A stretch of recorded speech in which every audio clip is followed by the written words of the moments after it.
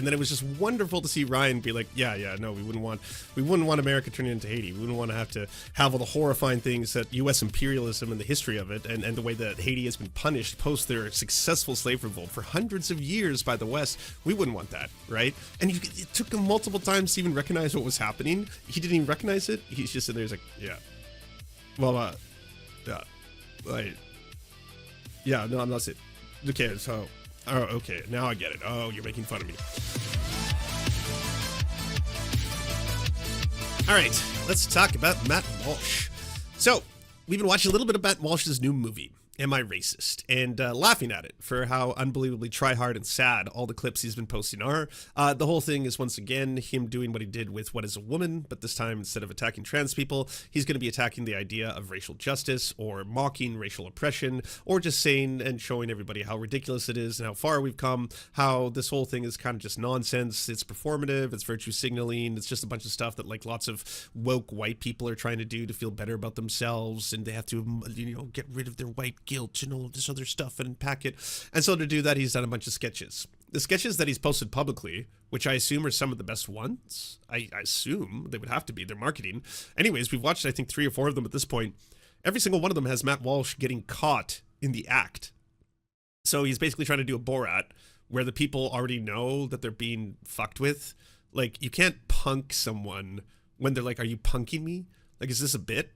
What is this? And at that point, you've ruined the entire, like, setup, right? The premise is lost. And so he then keeps going. He's like, okay, fine. I lied. I'm not actually a woke progressive liberal. I'm actually Matt Walsh. But you know what, everyone? Maybe, just maybe. Like, and that's how they all kind of play out. And it's all just like, oh, that sucks. That's so sad. But this is, I guess, what, again, right-wingers have to deal with for comedy. We should also remember the right, and specifically the Daily Wire, have had a plan for years that they have been monstrously unsuccessful at, which is penetrating mainstream media with their far-right content in the form of movies, cartoons, kid channels, and yes, mockumentaries or fake documentaries or Borat-style comedies. They've been trying to do that and release these films to terrible results. They've all failed, one after the other. They haven't had good theatrical release, box office returns, or they're just exclusively on the Daily Wire like format, so they don't really penetrate outside of people who already watch Daily Wire content, so you're not really changing anything until now.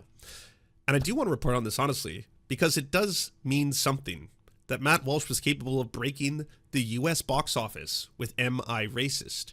It debuted, I believe, at number 5, which again, that's no small thing. That is a very expensive undertaking for a studio or a distributor. In this case, the distributor is a company that works directly with Daily Wire to release Daily Wire films. They did a large-scale release. That is a very expensive thing to do, to be able to put your movie into thousands of theaters to try and get it, debut in the box office. And there's also something to be said about, yes, right-wingers will go watch right-wing movies, and they will go support them. And like Sound of Freedom, a movie you probably never would have heard of, but once it became a movement, all of a sudden it's like, holy shit, we got to go see Sound of Freedom, and then pay for other people to see Sound of Freedom, and then buy out Sound of Freedom and stuff like that. And they could have contributed towards his box office success. Could have also been the fact that a lot of normies don't know who Matt Walsh is, and then all you see is a poster for a comedy. It says, Am I Racist? Has a kind of a goofy looking progressive type with long hair and glasses on the cover. Maybe it's just going to be a fun Borat movie. We don't know. Matt Walsh is upset that critics told him to fuck off with his new racist movie, so he tried to embarrass them by posting their emails to him, but the emails are also hilarious. He's been complaining that like no mainstream outlets want to report on this movie, which makes sense. Like, people who know who Matt Walsh is will probably just condemn it outright. Matt Walsh. Many have asked how it's possible that our new film, Am I Racist?, hasn't been reviewed by a single mainstream critic, even with a 99% audience score, a verified hot rating on Rotten Tomatoes, and a top 5 box office debut. Here's what was happening behind the scenes. And so here's a couple of the responses that he got. Bah! Absolutely not. Hardest decline. I will not waste a second of my professional time on Matt Walsh. He'd have to strap me to a chair like Malcolm McDowell to get me to watch this thing. Absolutely not. Clockwork Orange reference. Ew, take me off this list. So yeah, mainstream critics didn't want to touch it, which, I mean, there's nothing wrong with watching and rating it accurately, I would think. If it's if he is now penetrating the global box office, sorry, not the global, the American box office, but if Matt Walsh is now penetrating the American box office and achieving, which is an accomplishment, a top 5 release, and then yes, it declined immediately afterwards, but still, you can't ignore that. because if you do that, it's going to allow them to continue to have success in this arena. Ultimately, it's all clown shoes and easily mockable if the Daily Wire keeps producing hyper-conservative films. They only get seen by the Daily Wire. They all bomb the box office, blah, blah, blah. But if Matt Walsh is now capable of kind of transcending from far-right, racist, reactionary, Christian, nationalist, transphobic bigot into kind of more tempered mainstream conservative, which he's doing. I'm going to show you this, basically a counterpoints, him and Ryan Grimm trying to promote his show, trying to promote his movie, and on that, you can tell that it's a very different Matt Walsh. This is not the same Matt Walsh who's talked about the superiority of the Anglo-Saxon race. It's not the same Matt Walsh who said that Mexicans are coming and replacing white people, and that, they are from inferior cultures, and this is going to be the complete destruction of the white race and all this kind of stuff. That hardcore, Matt Walsh was on the radio. Then he became a little bit more muted for Daily Wire, but still would say things like indigenous genocide was justifiable because, the conquistadors who arrived brought civilization. Indigenous people were barbaric savages. Everything that happened to them, they just lost a war, and that's all there is to it. And now we live in the glory of America, and they created the greatest country in the world. So he's still, that's the kind of stuff that he says out loud now. Again, profoundly racist, fucked up shit. But it's not commercial. I'm going on, say, ABC or Morning Joe to talk about my new comedy and talk about how, I believe that racism's real. I just don't know if it's systemic. I think it's just some people may have experienced it here or there, but we should be honest that most of this anti-racist stuff today is performative. That's the new Matt Walsh. It was very, very weird watching him on this show talk like that. We are joined now by Matt Walsh, who is out with a new movie called Am I Racist? That is in theaters around the country. Matt obviously hosts his eponymous show with the Daily Wire. Matt, thank you for joining us. Thanks for having me. Of course. Yeah, now the movie's doing pretty well. One of the, I don't know if it was a coincidence or fate, whatever it was, as it happened, when your movie was released last week, everyone was debating whether a very particular post on social media was racist. So we thought we would play a little. So full disclosure, I watched the first half of this, and the first 10 minutes are infuriating. I was getting legitimately mad. I was sitting there as they basically let Matt Walsh promote his movie, promote a lot of his worldview, but you will see right away that he is a very different Matt Walsh in this. I don't know if it's because he knows he's across the table from a lib or something like that in Ryan Grimm, but you can tell that he's tempered his kind of more extreme rhetoric and racism to be more palatable for television. So it is odd seeing someone who's achieved some success, gotta grant him, he's gotten some success here, to now become a little more mainstream. He's a little bit more to the center, I suppose, or at least trying to present himself as that. And it gets really frustrating because you sit there and there's one distinct moment where Matt Walsh starts talking about how I don't think anyone actually experiences systemic racism. I'm sure there's some isolated examples, but for the most part. And I was like, if that was me, if I was sitting across from him at that moment, I would have just fucking unloaded on him, right? Ryan Grimm does not have my emotional hangups, is not a dramatic, theatrical person. Ryan Grimm has this kind of almost British delivery in the way that it's very dry. There's times when he's speaking and that Matt Walsh doesn't even realize once Ryan actually starts leaning into him that he's making fun of him for almost a solid 20 or 30 seconds before Matt Walsh clues in, because again of how dry Ryan can be. And Ryan plays the long game here. Again, the first 8 minutes, they're going to be very oh my God, why are you letting him say all these horrifying things? Why are you letting him get away with all this? And then he brings up Haiti. And then he starts talking about Haitian immigrants. And then he starts just bambling racist, normal shit. Haiti, no one wants America to turn into Haiti. I think we can all agree on that. Haiti, it's a terrible place, blah, blah. And then, it just gets absolutely schooled on Western imperialism, the history of it, to such a degree that, again, it's one of those things where I don't know if Matt Walsh is going to continue to do shows with libs or even leftists or anyone who's in any way in opposition to his actual beliefs. Little game of was it racist? Okay. With Laura Loomer's infamous curry tweet. If Kamala Harris wins, the White House will smell like curry and White House speeches will be facilitated via a call center. And the American people will only be able to convey their feedback through a customer satisfaction survey at the end of the call that nobody will understand. One of the interesting things about your movie, which I really enjoyed, Ryan might have something to add on that, we might disagree on it, I really enjoyed it, is getting to the Oh, I said Haiti. Oh, I meant Haiti. Yeah, sorry. I'm sick and burning out rapidly. bottom of the the industrial complex that's been built up around race relations that often will advance this silly, incoherent, elite definition that used to be prolific in academia and then leaked out into the rest of the world. So by the sort of definition of racism that you're challenging in this film, is that Laura Loomer tweet racist? And then by the kind of definition that you're trying to promote of racism, which maybe you have a way to explain it, I would define, I don't want to put words in your mouth, as just sort of like genuine discrimination based on this belief that people of a different race are somehow inferior. Yeah. Is this post-racist? I mean, by the definition advanced by, the DEI industry. It wasn't you, it was J.D. Vance. J.D. Vance called it Haitian? Was that today? It certainly would count as racist. Right. I wouldn't call it racist. I think it's just kind of a dumb joke. Not very helpful joke. And also, by the way, I like Indian food. So I think that when things smell like curry, I'm a huge fan of curry personally. So I don't see that as an insult. But look, someone engaging in stereotypes, it might be insensitive, it might be unhelpful politically, but it's not necessarily racist. In fact, I would say it's often not racist because to me, what racism means is that you hate people of another race and or you think they're inferior to you in some way, inherently. Now, this is the same line of defense that you're seeing J.D. Vance do.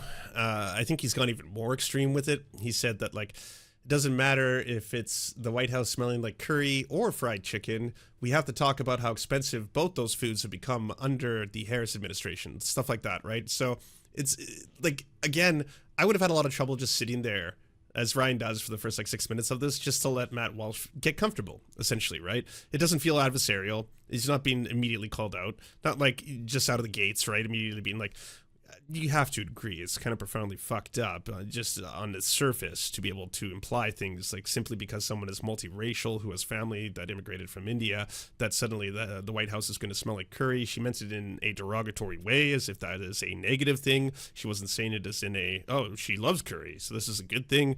This was meant to insult someone based on their ethnicity.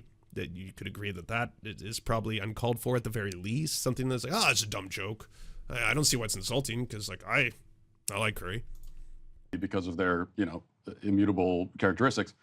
So that's racism. And as long as you don't feel that way about another race of people, then you're not racist. You might have stereotypical views about another group of people. Everybody does. But it's not automatically racist if you don't also harbor that ill will towards them. And as far as so what he's talking about is stuff you may hear in like early, like, one-on-one levels discussion on these topics, conscious versus unconscious bias, right? We all have unconscious bias. We can't control that. We've been programmed by society to have a lot of racist ideas inside of our heads, and they're usually reinforced through a lot of different structures and through our media and all, etc. Then there's you being consciously biased, as in like you were intentionally saying something, which I would argue that in fact Laura Loomer was there, but you're intentionally saying something maliciously because you want to promote a racist idea. You want to be derogatory to someone else. You want to dehumanize them. You want to other them in any series of ways. So in that sense, you're going to consciously be and do a racism. At that point, people can be like, oh, okay, well, you meant that then. That wasn't just a joke. Oh, okay, so you did a racism. Shame on you. That's bad. You shouldn't have done that racism. And you know what really sucks about all this is that like so much of this discussion, which kind of just like in the last, I'd say 10 years has been taken over by the culture wars and right-wing reactionaries. So much of the things that they like complain about, again, are people from other ethnicities just asking to be treated nicer. Like if you have Indigenous Canadians telling you it really sucks every time I walk into a supermarket or Walmart or Shoppers Drug Mart and security follows me around everywhere and asks if I've been drinking and stuff like that, that sucks. That I don't like that experience. That part sucks. If you have a Black American telling you, yeah, it just really sucks when all my white coworkers are always talking about how good I'd be at basketball. They want to touch my hair because they say it looks fuzzy. They're constantly talking about how I must have a huge penis because I'm Black and stuff like that. It sucks. It just like, it sucks. I feel othered. And again, any one group of people telling other groups this is a negative interaction I have on it every day is not at the same token saying and trying to imply that all of you in turn are all universally evil and racist and that you are inherently racist because you're white. But that's what the whole thing got flipped into. Like the very idea of like microaggressions, cringe, microaggression. Okay, do we need safe spaces to talk about this? Oh, I thought this was going to be somewhere where we're actualized and seen and stuff like that.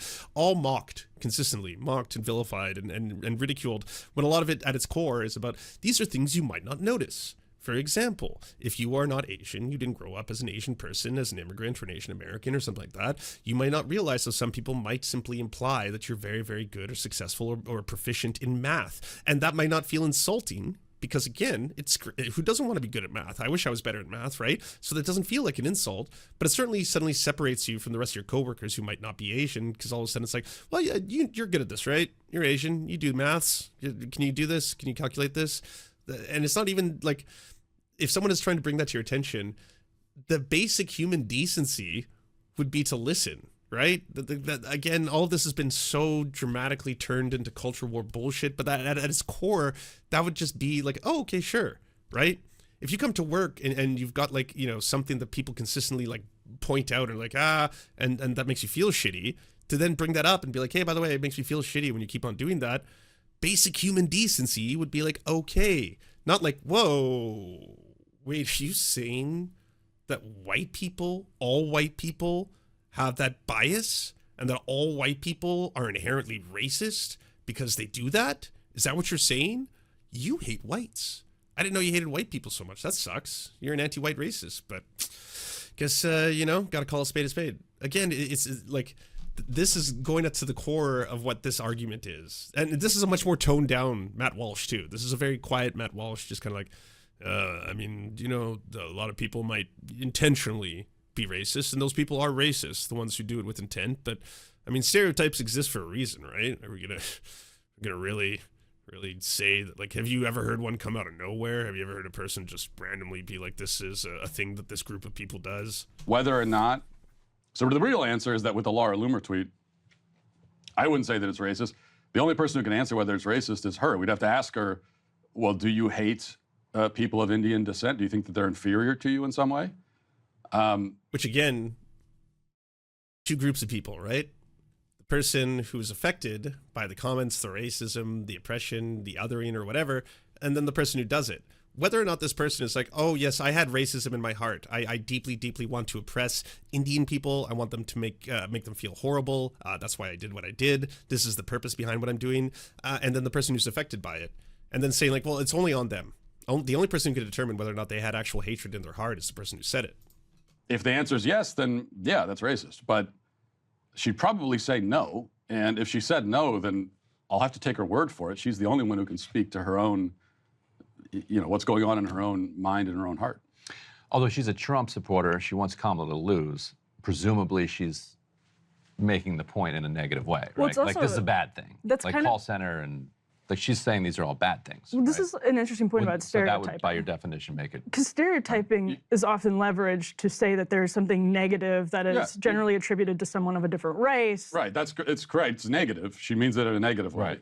Because we can assume that she thinks things smelling like curry is a bad thing. I guess not a fan of Indian food. But you... Just like, you know, triple-digit IQ shit going down right now. Yeah, okay, maybe. Yeah, okay, so I'd agree it was meant as an insult, but it's just a stupid joke. You can believe or engage in or repeat negative stereotypes and not be racist. You might just happen to think. So, for example, I'll give another example. Somebody might say, you know, Asians are bad drivers. I don't know if that's actually true statistically. I'm not sure. But if you happen to believe that it's true, Does that mean that you hate Asians? No, it just means that you think that Asians, by and large, are bad drivers. It doesn't mean you hate them. It doesn't mean that you're racist against them. Although it could mean that you think there's like an intellectual inferiority, or it could mean you think there's a cultural reason that they're bad at driving in Western countries. Yeah, it could be. I mean, and no one's. And you see what I mean? So for the start of this, I was like, oh my God, this is a disaster. Is this just a press op? Is Ryan not going to push back at all? And I was actually getting depressed, and I almost shut it down, but I didn't realize. And again, I'm too reactionary. I'm too emotional as a person. Again, wear my heart on my sleeve, where I wouldn't be able to just sit across from Matt and hear him say things like that and be like, bide your time, Lance. Bide your time. Just reel him in. Make him feel safe.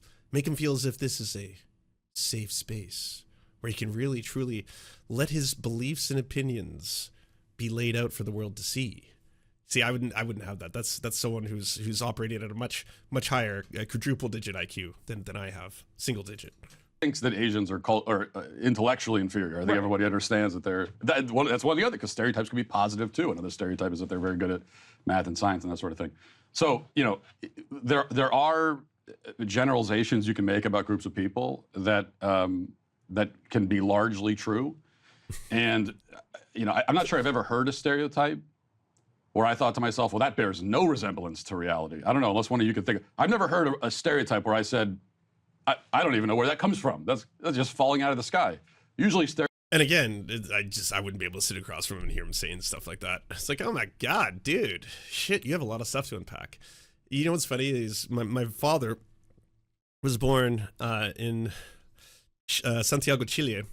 And when you ask him about like the racism that he initially experienced in Canada, a lot of it was people thinking that he was Mexican. And a lot of the racism was directed as if he was a Mexican immigrant to Canada. And often it would be about him being lazy, which is just absurd because the man literally is one of the most manual labor, work ethic, old school dudes who just likes to build houses from scratch, like start to finish, go into a forest, build the whole house, like do the framing, the plumbing, the electricity, the everything. But that was a frequent thing. And then he was like, I think that the racism comes from people thinking that Mexico's like hot or something, and that like it's just harder to work in the hot heat, and maybe that's where the stereotype comes from, something to that effect. But then to hear a Matt Walsh be like, well, I mean, it's based in reality, right? I mean, these stereotypes don't come out of nowhere. It's not like they're just invented for the first time. Stereotypes arise because, you know, society has observed things about groups of people, and they can be negative, they can be positive, but I don't see them as inherently racist. No, we have a clip from the film that we want. Lancer half Latino? Technically not, because he actually immigrated to Chile from Catalonia. That side of the family is Catalonian. So I guess technically Catalonian, but I mean, most people consider it Spain, even though they don't. On a roll here. Let's go ahead and play this. This is from the dinner scene. Matt, you've probably seen this 100 times by now, but A few times. Let's take a watch. I used to be a white woman, an unsuccessful one, for many decades, and it was a miserable experience. And really, the hatred of yourselves and each other is like the not seeing your power, the being afraid. Like, all you do is talk shit about each other, talk shit about yourself. Oh my God, I'm so fat. That's all they do. I'm telling you, these white women. But that's it. I'm so fat, I'm so stupid, I'm blah, blah, blah. Sorry.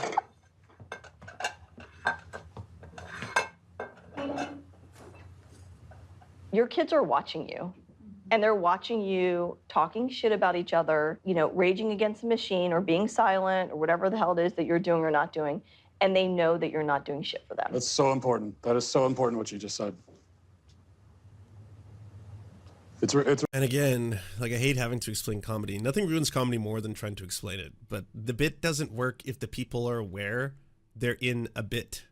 You're going to see this exact same routine pulled off in minutes now, where Ryan Grimm tricks, or not even intentionally. I don't think he's trying to manipulate Matt Walsh. I think he's just being very, very dry in his sarcasm. So he sarcastically starts speaking, and Matt Walsh doesn't pick up on it at first. And he continues to explain and really like hammer the point home before Matt Walsh clues in. But see, that works because in that moment, Matt Walsh is not aware that he's actually the one being mocked by Ryan Grimm. In this case, they eventually say things out loud because we watched this whole clip, right? Where they're like, what's going on here? Is this a bit, you know? really important. That's all. We may have to add you to our team. Oh, I would love to take a seat and join you. No, you're not allowed to. How'd you get the cameras in there, by the way? Like, set that up for us? Yeah, they're not hidden cameras. Obviously, they're like cinematic level. Yeah, absolutely. So everybody knew they were being... Everybody's mic'd up. And everybody's mic'd. Everybody knew they were being filmed.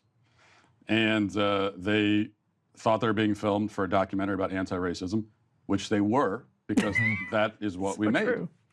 So we, that's what we told people. We're making a documentary on anti-racism. And did they know you were involved in it? Probably not. Probably not. So like this waiter, like they didn't know that the waiter was part of the film. No, they didn't. They didn't. But they knew you had to be mic'd up because everybody in the kitchen and everywhere else had signed the thing. Is that how that worked? Or? I don't think they knew that I had a mic on. And I wanted to sit at the table at the Race to Dinner and be a part of the conversation, but we were told that they only accept women to be at the table, which I thought was interesting, because then our next question is, well, what is a woman? Which kind of harkens back to our first film. And you later do sit down in that scene.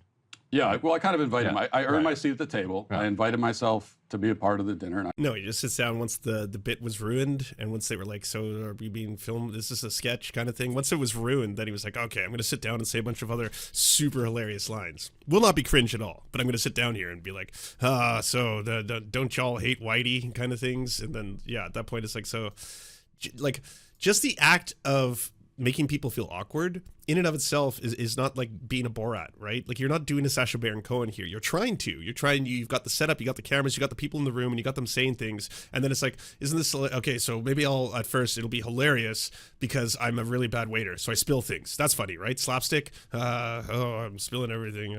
I'm constantly interrupting, constantly trying to be seen by, these women discussing, racism and stuff like that. But at the same time, I'm just, white cis man here. So, I got too much privilege to sit at the table kind of thing. That was really hilarious when I brought that up. I felt as a man does. It's painful. Yeah. Did a little mansplaining to the women, and they seemed to really enjoy it.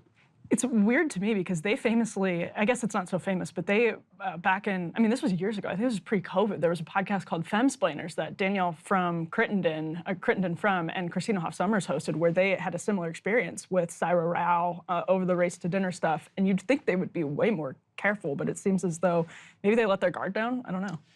Yeah, that is, of course I get this question all the time. It's like, how did they not recognize me, or how did they not ask more questions? And I guess I don't know the answer to that question, but I do think that the answer I generally give, that I think is correct, is that a lot of these people live in kind of a bubble. So number one, they're not as aware of, people outside that bubble as we assume they are. So me, as someone in conservative media, I'm actually outside of their bubble, which is weird to me because I know everybody in liberal media. Because I want to know what they're saying. So I kind of assumed that they do the same. You're familiar with Ryan Grimm, noted liberal journalist Ryan Grimm. So he's right about 12% of the time, which I appreciate. I'll take that. So, but they're kind of in this interesting bubble that they not only didn't know who I was, but also I think it was kind of inconceivable to them that they would ever find themselves in a room with someone who doesn't agree with them. I think that just never occurred to them, because it's never happened before. Robin DiAngelo appears later in the film, and I think me sitting in the room with her was probably the first time in like 20 years that she's actually sat across the room from someone who doesn't already agree with everything that she thinks. I think part of the 12% that I've been right about over the years, I think, has been that I do think this entire DEI industry is, a grift, and it's just milking corporations, and also that you've written about that. Yeah, and that it is actively harmful in the sense that when corporations, I actually do believe that corporations oftentimes internally do have racist structures set up within them, and also they all operate sometimes in racist ways, and when they get sued for that, and they're facing the consequences of that, one of the things that they do is they hire these DEI consultants. Right. And say, well, you can't come after us, actually. How could we possibly be racist? Like, we spent this money to bring these consultants in, and the consultants then cover for their more systemic racism to be allowed to continue without being interrogated. What it does is it turns the interrogation inward, where you say, well, these structures and these corporations can't be challenged. What we really need to do is look inside and find our own racism. And because we're all born with it or whatever, it's just inculcated in us. None of us are then responsible for it. And so therefore, we're not responsible for actually changing anything on a system-wide basis.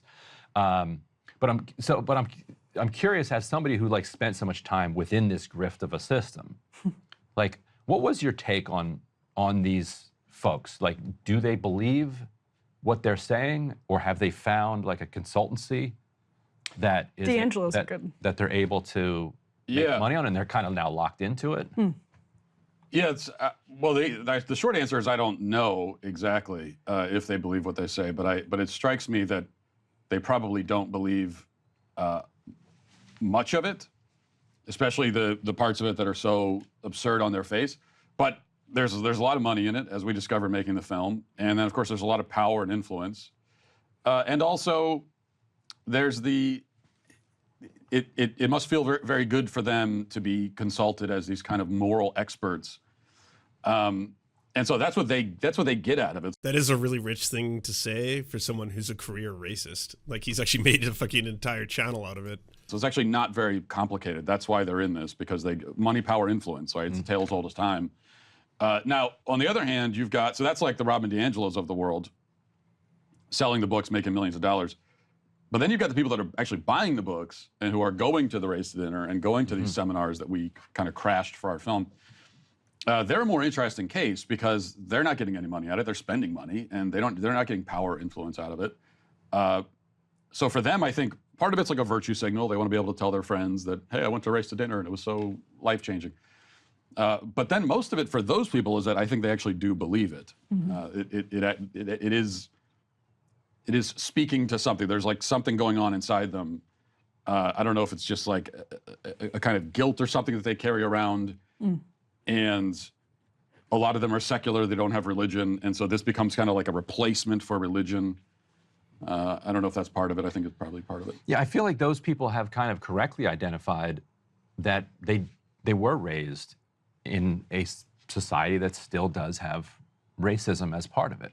And as I think any multicultural society always will. Yeah, well, it's their way of kind of trying to confront it. I think it's ill thought out, but I understand where they're coming from. But what I would say yes, there's still racism in society. There always will be. I mean, as long as there are different races and cultures living together, you can have racism. I think we have a lot less of it than pretty much anywhere else on Earth. But well done, America. Whatever racism you find in society now is individual. It's not systemic. It's not in the system. These systems are not set up to disadvantage, quote unquote, people of color. In fact, the only real systemic racism. And again, see right there, that's a moment, like, I wouldn't have been able to keep doing this kind of like very, very calm, like, well, I just want to tell you essentially what I feel about this in relation to what you're talking about. At that point, I would have been like, this is demonstrably false. It just 100% not true. I mean, if you want to look at statistics across the board, from crime statistics to hiring policies to the fact that, like, you have a smaller percentage of getting a call back for a job if you have a black sounding name in America, the fact that you can actually point towards demonstrable, like, the odds of you being killed by police are 2.3 times higher if you're a black American than if you're a white American. White Americans and black Americans use drugs at the exact same or at least comparable rates, and yet black Americans suffer a lot more with the judicial system for drug use from everything from the amount of time that they're sent. Like, there's so much stuff that you could just pour out there again and not just let Matt Walsh promote his movie from across from you, which is why, like, this was about where I was, and we're 13 minutes into this was about where I was ready to turn it off. I was like, oh, this sucks so bad, because he seems so toned down right now. This is like clearly the new successful Matt Walsh. Matt Walsh with like a little bit of box office success and now trying to reach more mainstream audiences is not getting on there talking about the superiority of the Anglo-Saxon race. He's getting there being like, look, is there individual cases of racism? Maybe, sure. But like, is there a systemic system that oppresses one group or over another? No. And that's all there is to it, kind of thing. Racism you find anymore is the kind that's targeted at white people and also Asians. That's what affirmative action is. Like that, the only time you ever find a policy that specifically says, here's an advantage that you can't have if you're a race. The only time it ever says that is if it's singling out white and or Asian people.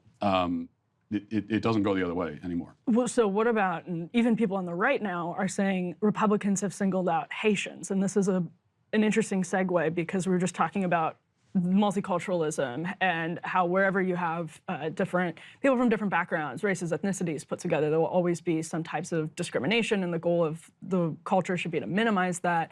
Has there been legitimate racism directed by high-profile Republican lawmakers? This is the accusation on the table towards the Haitian community in the United States, and particularly in Springfield, Ohio, in the last couple of weeks. No, absolutely not. I haven't heard it. Everything I've heard has been critical of the fact that we're importing, thousands of people from the third world who are coming into communities. And look, America, nobody thinks that it will benefit America to become more like Haiti.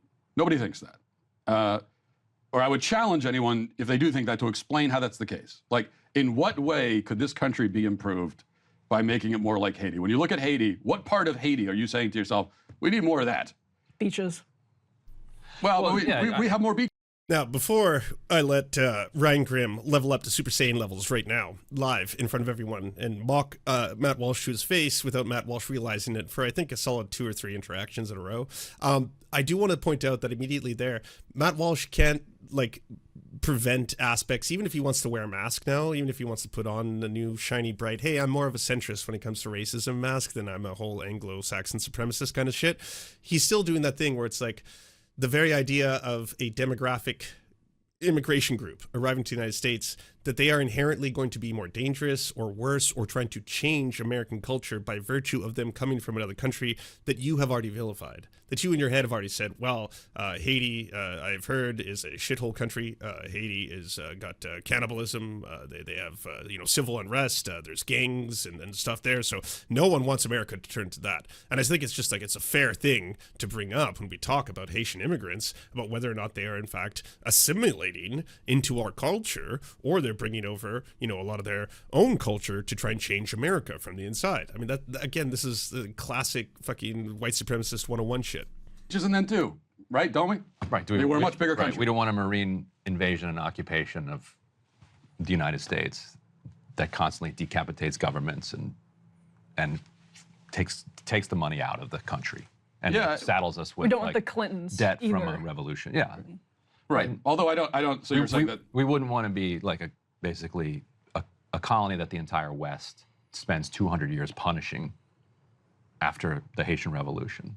I get that. I understand that, but also at a certain we point, wouldn't want that. No, yes. we wouldn't want that. But I would also say that that's not entirely why Haiti's in the position that it's in. I mean, at a certain point, as a country, you have to stand on your own 2 feet and take care of yourself.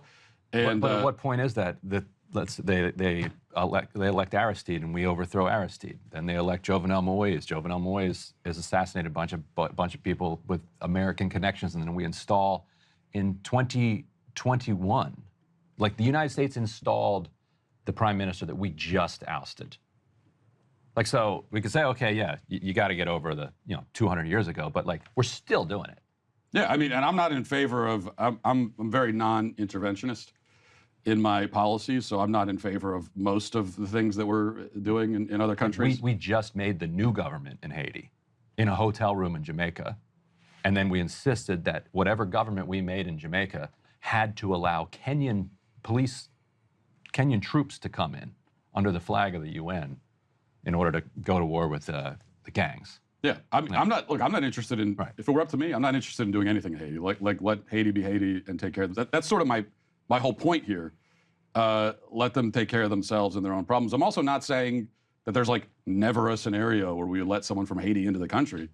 But you were heavily implying that Haitian immigrants are going to be bringing a lot of the terrible things you think about Haiti to America. You did that. You were saying that out loud, and then it was just wonderful to see Ryan be like, yeah, no, we wouldn't want America turning into Haiti. We wouldn't want to have all the horrifying things that U.S. imperialism and the history of it, and the way that Haiti has been punished post their successful slave revolt for hundreds of years by the West. We wouldn't want that, right? And it took them multiple times to even recognize what was happening. Like right there, Matt. That's what you're supposed to do in your fucking bits when you have a room set up and no one knows who you are. They don't know. They think they're being filmed for a anti-racist documentary, and then all of a sudden you're running through the room.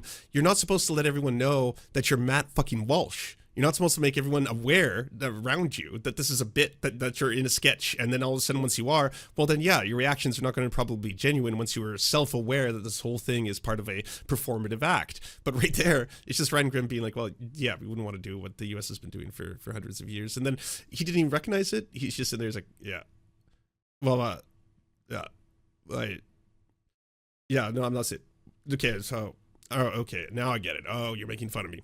So, I'm anti-interventionist. So that's where I stand. And honestly, yeah, maybe we should stop doing mean things to Haiti. That would probably be nice. But at a certain point, I mean, how much responsibility do we have for the conditions there, right? Like, at a certain point, they have to take care of themselves.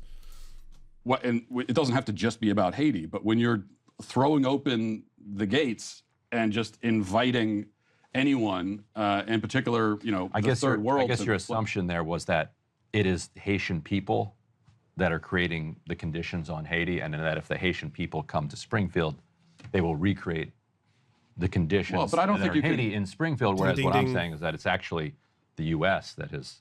I don't think you can entirely put it on largely.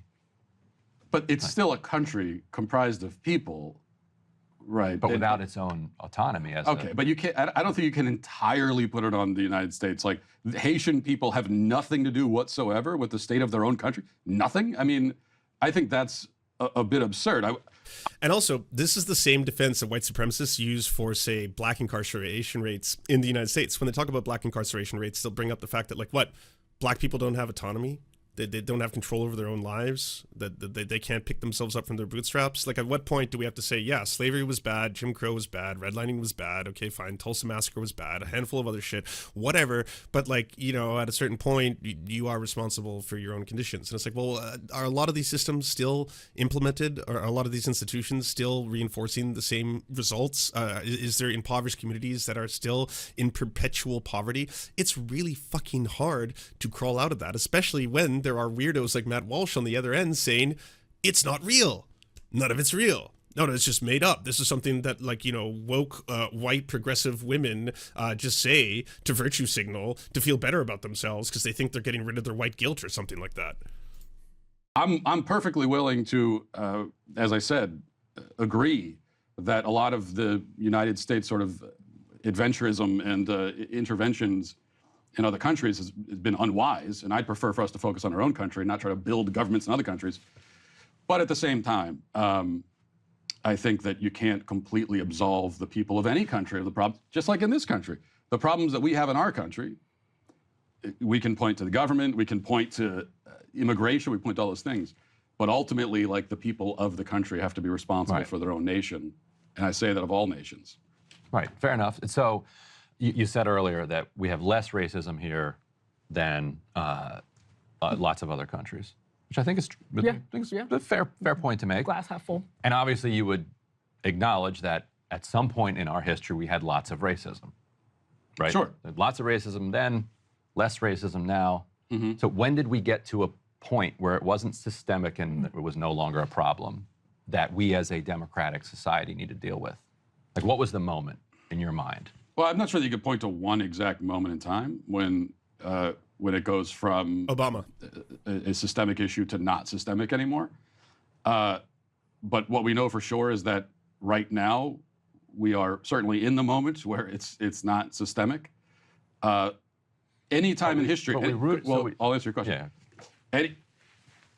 At any point in history, when you can go back and look at actual laws and policies that were in place that deprived Black Americans or any other group of rights, well, that was a time when you had systemic, and we know that existed historically. Yeah. So if you wanted to point to an exact moment, I mean, I guess the most obvious moment would be the Civil Rights Act, But of course, Then why do you vilify a lot of the things that came out of the civil rights movement and then the Civil Rights Act? You were the ones who were consistently vilifying things like DEI, or perhaps institutions like universities having quotas that they need to meet for, you know, demographics that aren't white Americans, as being inherently racist towards white people. these are changes that happen gradually over time. Just like with slavery, you know, you can't, even with slavery, you can't really, I mean, people like to point to the Emancipation Proclamation as the moment when slavery was ended. Of course, we know that wasn't when it ended. So we know we don't have slavery anymore, but if you were to ask me, what's the exact moment when slavery stopped? Well, it wasn't an exact moment. It was a gradual ending of that horrific institution. But certainly now it doesn't exist anymore. Well, I mean, the U.S. did fight a war in this for country that. anyway. And I'd say the same thing with systemic racism as well, that there's not, nobody is creating policies, again, that are deliberately intended to create disadvantages for quote unquote people of color. I have a question about that. A lot of conservatives will say there is one policy, and this is, you know, you're about as anti-abortion and pro-life as it gets. A lot of conservatives will say a remaining institution of systemic racism is abortion, because it disproportionately, as conservatives make this argument, affects Black children and Black families. Is that an example of systemic racism or racism, period? And I think I don't know. I don't know how Crystal or Ryan do these shows where your co-host always says the most ridiculous, like, right-wing culture war talking point that you're like, oh, God, really? This is... Okay. All right. I guess I'll let this one just slide by. Let Matt, you know, dig himself in a little deeper here, and then I'll start to unpack everything. it's a mistake when conservatives make that point, because I think conservatives are very desperate to be able to do the whole thing where they turn back on Democrats and say the Dems are the real racists. Yes. And I just think that's a lame move, and you're trying to use the left's own language against it, which I think it doesn't work because you're accepting sort of their premise. So what I'd say about abortion is, no, it's not systemically racist. It does disproportionately impact the Black community, no question about it. But does it exist for that? Really, is Planned Parenthood, is that why they exist right now? Because they want to kill Black babies? No.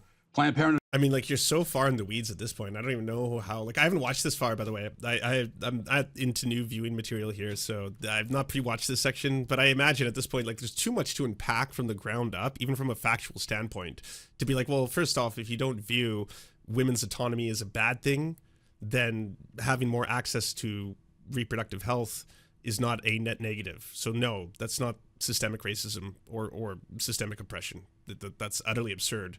You're trying to basically package a bunch of things you don't like, which happen to be Black people, women's autonomy, and you know, abolishing criticism of racism into the same package here, and pass that off as, like, you know, is this systemic racism, you know, kind of thing. But I don't even know if Ryan's going to bother with all that. It exists because they want to kill babies, and they don't care what color the baby is. They just want the money that comes from it. But it just so happens that that ends up disproportionately impacting the Black community. And this goes to the disproportionate impact thing, which I'm glad you brought that up, because that's usually what's used to support the theory of systemic racism, is they say, well, but these policies disproportionately impact certain groups. Okay, they might, but that doesn't mean that they're intended. Wilco's got a great point. Medical racism targeted towards us is not to be conflated with providing us with the tools to give us more autonomy. Exactly. Like, if you want to point towards systemic racism in the, like, the healthcare system in the United States, you can point towards how Black women, for example, have had years and years and years of pointing out that there is a lot of systemic racism pointed towards Black people done within the medical community, and that is something that was just generally accepted within society.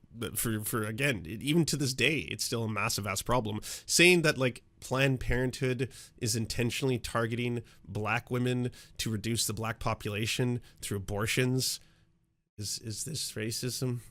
You know, again, like, I don't know where Ryan's going to go from here. I feel they're so far deep into just racist bile that how do you pull out to do that? You know, just a disproportionate number of Black Americans end up in prison. Does that mean that that's why the prison is there? To put Black Americans in it? No. The reason why a disproportionate number of Black Americans end up in prison is that, unfortunately, a disproportionate number of Black Americans commit violent crime. Please, do not leave this unchecked. don't let that just escape into the ether like so many horrifying things he's already said. It's just what the stats show. And Right. So there's an argument that a system is what it does, and that claiming otherwise is just kind of hocus pocus, just magic. Like if a system produces a certain result, but you as an observer of that system say, well, actually, that's not what the system is supposed to do. Those words are just meaningless. What about and a that system? The system just chews them up and spits them out and produces and continues to produce the result that it produces. Like, for instance, during Jim Crow, pre-Civil Rights Act, you've got laws on the books that are systemically racist, that allow for straight up racist results. When it comes Design to of the system was design- explicitly racist. design of the system is aimed at producing segregated schools and low-income households. Low-income neighborhoods that are predominantly or almost exclusively populated by Black Americans, right? Mm-hmm. You then pass laws that reform those laws, that make it so that you can't legally do those things anymore. Yet the power structure broadly remains in place, and the results stay the same. You still have, broadly speaking, massive low-income areas, predominantly populated by Black families, and you continue to have segregated schools. And so a person who was born into this country today, if they're Black, they're more likely to grow up in one of those neighborhoods. They're more likely to go to terrible schools rather than good schools. They're more likely to end up in prison or in part of the system. And so you would step back and say, well, the system is still doing what it is. The system never stopped doing it. There was never a day from Monday to Tuesday to Wednesday that all of a sudden the system stopped working in the same racist way, which we acknowledge was racist when it was written into the law. Although the system But now we produces... pretend it's not because we... See, this goes back to why I don't think I would be an effective communicator in this room, because I would, again, just want to scream at Matt Walsh, like, goddamn. Instead of just being like, I know why there's so many conservatives and centrists who always, they love these shows. They love breaking points. They love, counterpoints. They love the idea of like, all right, we've got a leftist or a liberal. We've got a right-winger or a conservative. We put them together, and then we have conversations. And then through these conversations, we can learn more about each other, about our beliefs, and try to find the truth somewhere in the juicy-ass center. And that's how we should do this, right? This is the best way to communicate. And so for people who want to participate in this format, it is obviously very, very good for numbers. This is a dynamic that is reproduced in almost all of the legacy media does this all the time. They love Democrat versus Republican, liberal versus conservative, we'll put them off, we face off, etc., that kind of stuff. But for, to deliver what Ryan just delivered there, which is something that isn't even that loaded, just like, here's a thought experiment. That to say something like, hey, a system, we can complain about a system and be like, it's unfair that it's producing results that we don't want. Like, we don't want to see a disproportionate amount of Black men specifically in the criminal justice system and incarcerated. We don't want to see that, but that's what the system produces. And so for us to look at that system and say, well, this is distinctly a result of the behavior and actions of Black Americans, rather than it's producing the results that the system is supposed to produce, right? Well, that actually convinced some people. I don't know. I don't know the answer to that. Struck through that one line. Yeah, but if we agree that you say the system is what it does, I'd probably disagree with you on that. What the system is intended to do is what it certainly matters here. But why? But also, why would it matter? What we intend a system to do? Maybe it's making, not into Matt Walsh. He'll never penetrate this white supremacist cranium. His brain is far too saturated with hatred. But for the average, I don't know, Republican watching, who's like, look, if Black people didn't want to be in jail, they should stop committing crimes. End of story. To then hear that sentence where it's like, you can complain about the way a system is structured and be like, these are not the results we wanted, but what really speaks to the system is the results it produces, which actually goes a little bit to like Angela Davis's writing on abolition in general, is that as a society, we should be saying, what are the goals? What are our goals with judicial system, with having that at all within society? What are the results that we want? Are the results that we want to have less people in jail?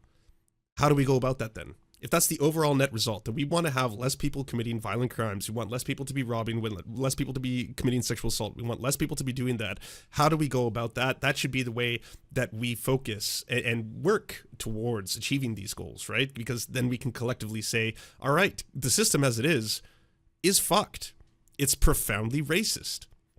It seems to be distinguishably affecting, people who are black, people who are brown, people who are indigenous. They seem to be the people who are appearing within the judicial system at overwhelmingly higher numbers than the ratio of their percentage in the population. So the system as itself, from the ground on up, is producing these results. That is the system we have. I would suggest then that is a fundamentally racist system, right?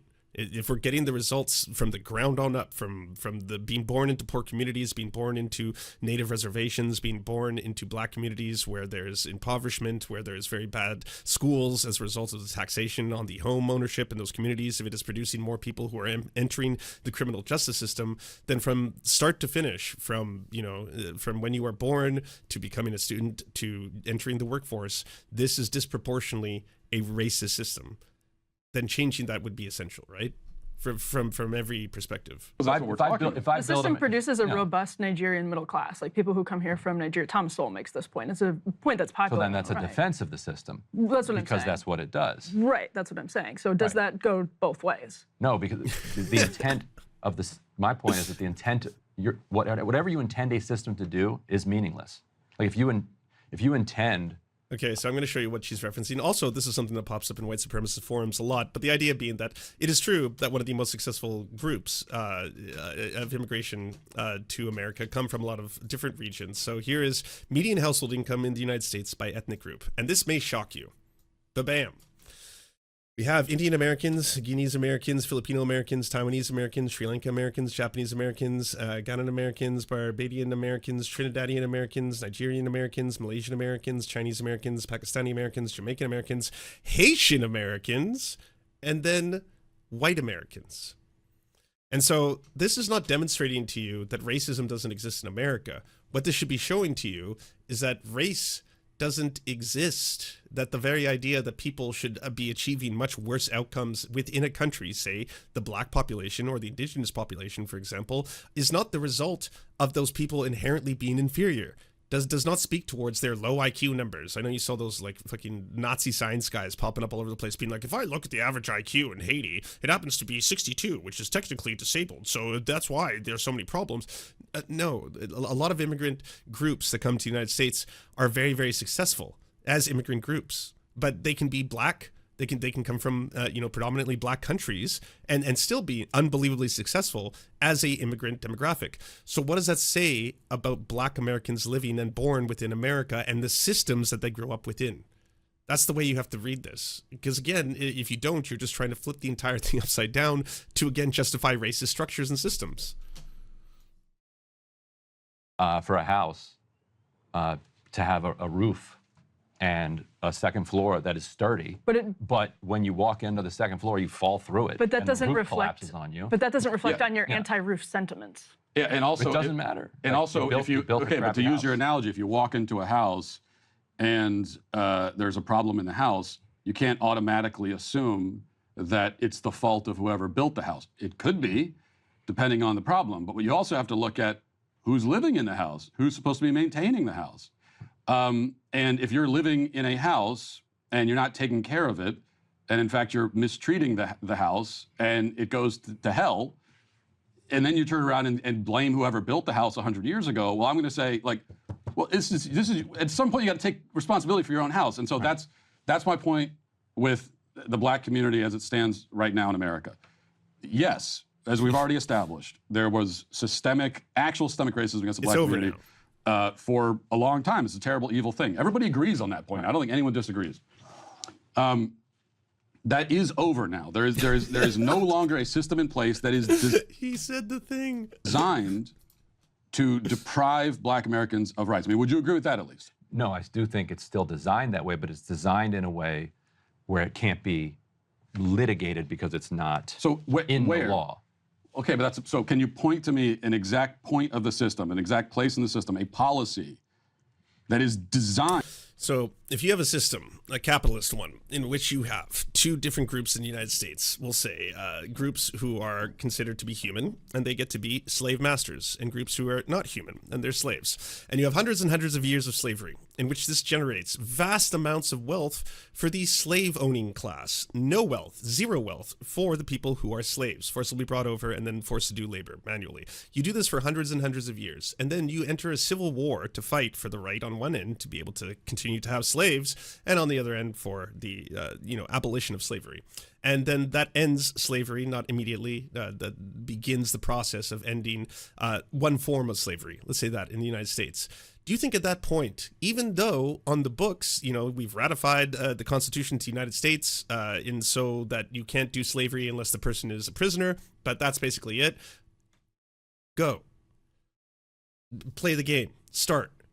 So do you think the group at that point that has accumulated zero capital, none, doesn't own institutions, doesn't own politicians, doesn't own the police force, the force that was essentially set up to be able to monitor and control slaves, doesn't have any political power whatsoever, has a few academics who are speaking out against this, but even they are suppressed or seen as some kind of anti-American traitors and stuff like that. Do you think at that point it's suddenly fair that systemic racism is over? And that's an extreme example right there. If you want to push it further, then yes, there's just tons of other policies that come along in order to appease all of the racist ex-slave owning and plantation owning families, such as, hey, by the way, Jim Crow laws are going to be implemented.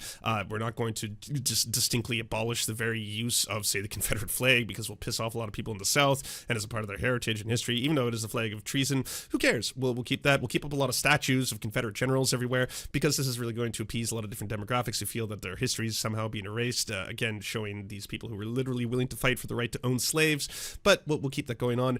In terms of accruing capital, which is the best way in order to, again, pass your wealth on from one generation to another, what's the best way to do it in the good old US of A? Owning a house, working hard, playing by the rules, buying a house, and then passing that on to the next generation.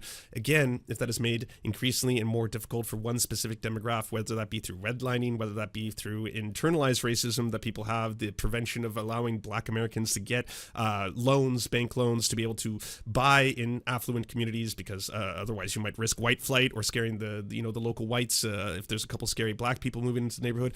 All of these factors, they continue to have played a very significant role in the median accrued wealth between different groups. And if the median accrued wealth for a white family and a Black family, as of now, is 10 times more for a white family in America, what does that tell you? That on paper, the only way to read it is oh shit, yeah, the system's broken. Or what about the family unit? What about the way Black fathers are absent? What about that? Have we talked about the culture?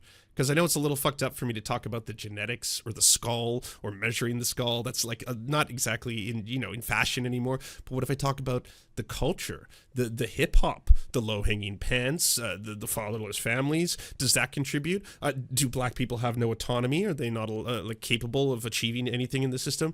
And it's if you're setting two groups up, and one group is just so dramatically disadvantaged in so many ways, and even when that is attempted to be brought up or pointed out, the people like Matt Walsh think that the entire thing is an exercise in virtue signaling.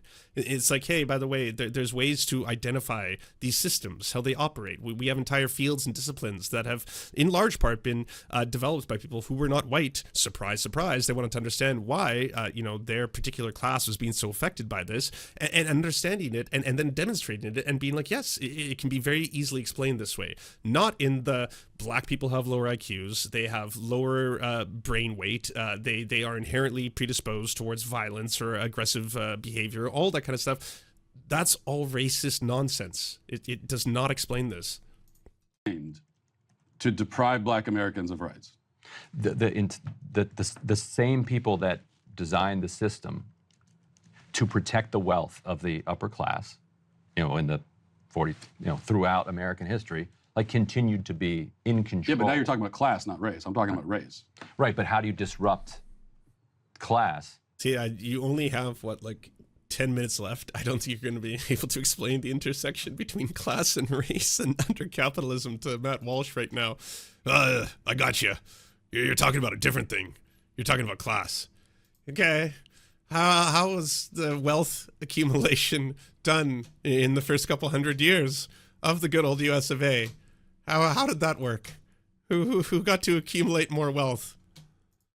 If you're so segregated by, I mean, how do you disrupt race if you're so segregated by class? Well, but I don't think you can bring class into this, because I mean, I would agree that there's, we could talk about class.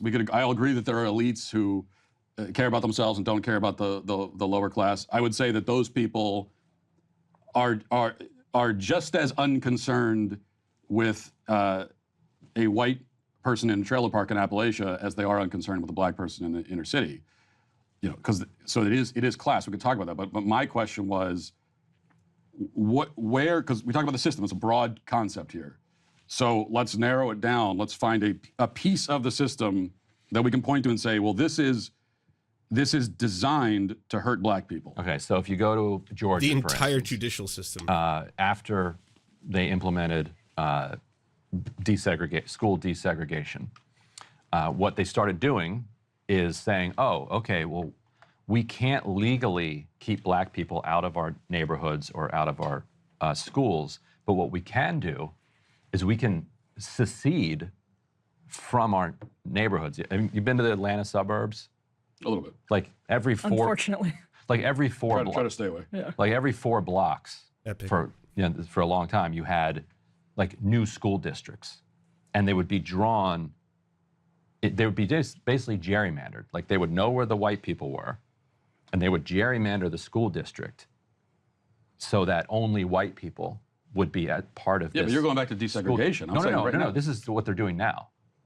Like this is up to today. Like, so what they're doing is they're saying, okay, these are the new laws in place. However, we like our system of segregation and racism that we have here. So how do we hire the best lawyers Is that about class? Or to do you- show that, but it's also about race? Well, but I'm saying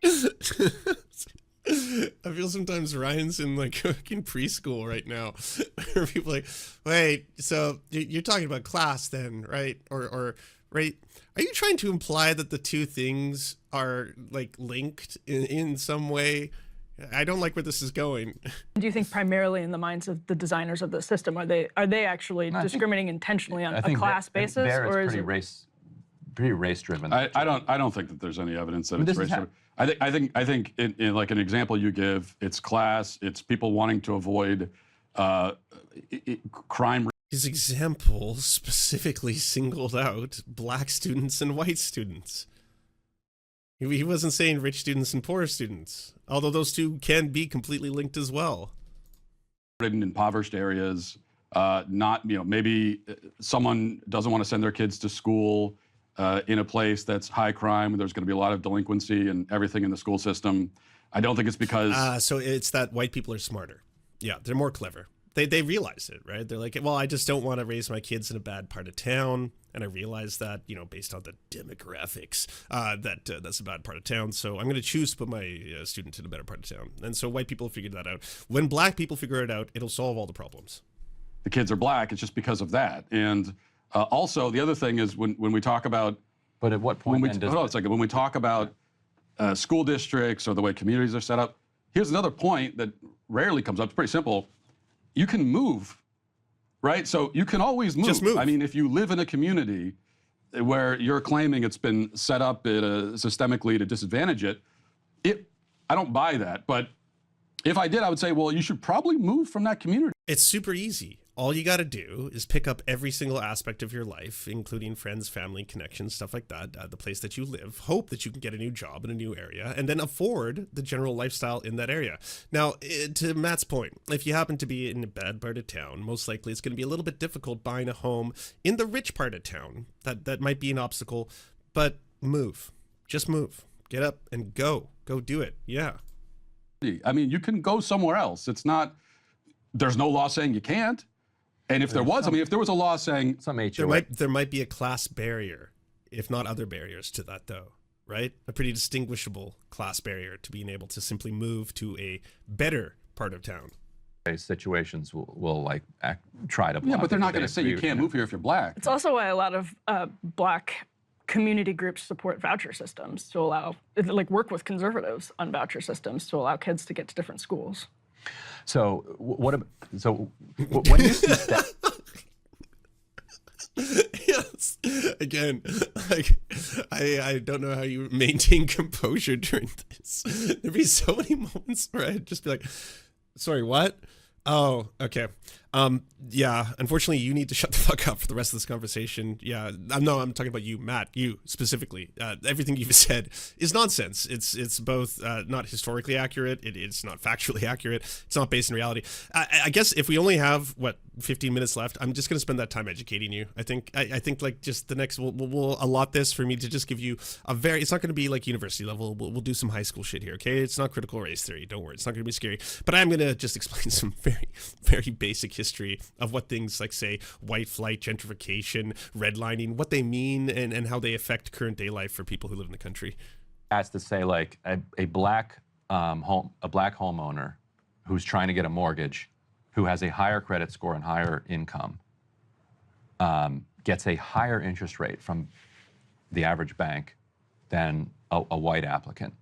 A bunch of these studies have been done where they'll put in like a black sounding name and higher credit scores, higher income, better candidates on paper other than their name. And they get there have been so many studies that have replicated this.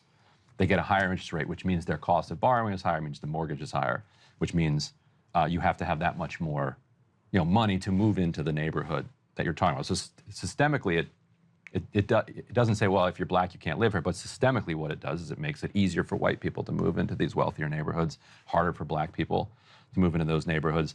And that's before you even get to the wealth effect. Jim Crow, only ended recently, which means that if you look at the kind of savings rates and the inheritance rates for the average black family, it's close to nil, especially after the subprime mortgage wipeout of 2008, compared to white families, which can go to mom and dad and grandma and grandpa and say, can you help put my kids in private school? Can you pay the down payment? 20% is an awful lot for this mortgage. And the shitty thing is, like, even if you propose something to try and ameliorate this, if you were like, we want to propose a new system in which the government, is obliged because, private corporations and banks are not going to do this, but we're going to be providing very low interest loans specifically to black families in order to help them, then that would immediately be seen by the right as something that was anti-white or in its own way racist. I put in quotation marks there. Because like, oh, why just black families then? Why doesn't this apply to everybody? It's pretty racist of you to say that only black families can have this opportunity when there's other people. And it's like, this is specifically being targeted to be able to help and ameliorate a problem. If you want this group to have more success, then this could be shown and demonstrated to help it. So where's the real problem here, right? And the problem is, it's all meritocracy. History begins now. Now, as I say the sentence, this is the start of history. Amazing. Welcome. Hey, everybody, you got it. You got here. Hey, welcome to the start of history. So history started now. And so everything that happens from this point out, it's basically on you and on all of us individually. We all have at this moment in time the ability to make or break our lives. We can do good. We can achieve things, or we can be lazy and want to suck off the government teat and collect welfare. But that's up to you, right? As of this moment now. Generational wealth. Yeah. Right. So you combine the fact that they have to pay higher interest rates with the fact that there's lack of generational wealth. That to me is systemic. But I'm curious specifically on the interest rate question. What's going on there? And should that be a problem that we as a democratic society should address? Like, why are he's going to say something like, I don't know if that's loan true. Applicants paying higher mortgage interest rates across the board? And again, that is replicated across the economy. Okay, I'd have to look at the studies you're talking about. You say that they've been replicated time and time again. There's no issues with the studies, and there's no issues methodology. I'm sure people could pick some of the studies apart, but it's pretty well accepted. Yeah, I'd have to know who is accepted by exactly. But so for the sake of argument, let's say that those studies are totally legit. I would still go back to a class issue on that. And the reason is that, look, banks... But the white... Well, can we explain? Like, banks...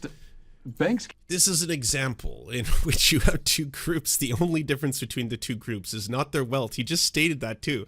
Like he pointed out, he's like, so if you have a black individual who's playing for a loan and on paper, they're great. They really good credit score, high income job. There's no reason why a bank would ever want to not provide a loan for them. They're going to have a very good return on their investment there. But the fact that they have a black sounding name versus a white sounding name will instantly up the criteria for them to be able to get granted that loan. And also it's going to increase their interest rates, which is profoundly unfair to be done on a racial basis. The banks don't have to say, I'm doing this because you're black. They don't have to say that out loud. I am giving you a highest interest rate because I am a racist. We're a racist institution. We are doing it because of the color of your skin. You have too much melanin. They don't have to do that for that to be replicated in these studies, right? So for Matt to then go like, it's class, it's money. I think the black guy in your example probably didn't have as much money or something. It's like, well, that's not the scenario I set up for you, though. I explained to you very plainly, like, Care about the money. That's all they care about. They don't care about. I mean, these banks are not being run by people who are saying, we got to keep black people poor. I don't care about that. I don't think they care about anybody. They care about the money. And so, if that's happening, they're making stereotypical assumptions, class-based assumptions that. You know what sucks about that answer, because it's almost over now, is that little clip right there is enough for like the right to take this and paint the whole thing as a win. Like Ryan Grimm tries to like wokeify, talk about like, statistics and stuff like that. Matt just like plainly slaps him in the face with reality. I believe they would probably also make if somehow they got they had the impression that this was, say, a white, quote unquote, white trash, as they're often called, from the trailer park. If I think the banks would have the same sort of skeptical, discriminatory attitude in that. Okay, so if a poor white family is applying for a loan, they have terrible credit, they have no assets, and they're applying, yes, of course, they're most likely going to be denied that loan because it doesn't look like a safe return on investment. If a very wealthy black family that has a wonderful credit score, tons of assets, applies for a loan, most likely, yes, they are going to be granted it based on that criteria. In order to get to those two phases, that's one side of the story. That has no bearing on what he said to you. He said to you in his example specifically that a black family with a great credit score and accumulated wealth applies, they are going to receive a higher interest rate on average. Multiple studies have shown that. That is racial discrimination. It doesn't have to be called. Each bank doesn't have to say, we do this because we're racist. We're the racist bank. We do this. We hate black people, and we do this because we're racist, and we're going to make sure that. But if it's being replicated, that it should be pointed out for the racist policy that it is. Case as they would to someone who they're assuming is from the inner city, let's say.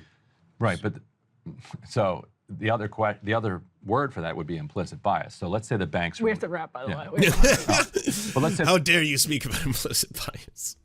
I don't want to learn more things. Okay, well, we got to wrap in a second. But let's say the banks only do care about money. That's a reasonable thing to say.